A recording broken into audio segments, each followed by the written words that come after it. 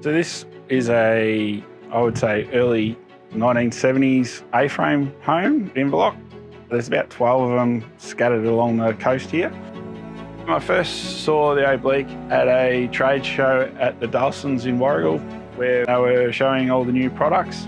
And that afternoon, we sent off the plans to get it priced up. It was more cost effective.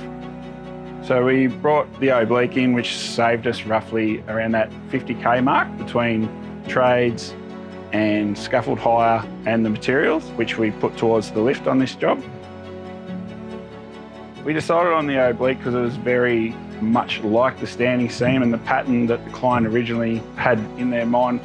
So we've got the 300 Oblique and the 200 Oblique, and then we've just mixed it up with the patterns.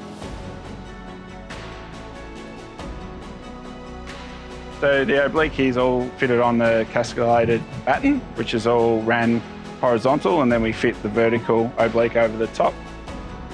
A good thing the Oblique has over the standing seam is that as a builder or as a carpenter, you can do it yourself, not employing plumbers to do those cladding jobs. We believe it saved us about 3 weeks in time. So there was no hesitation in going for the Oblique, that we knew that it would be tried and tested.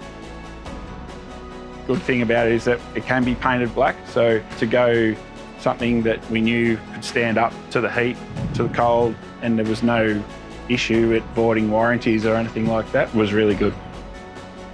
When we decided to go with the Oblique, we went through our plans to Dahlsens.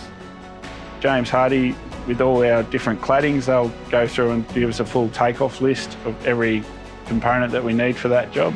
So pretty much when it comes time to do that job, it's just resend that through to Dahlsens as an order, and it's sent out and delivered to site as soon as we want it.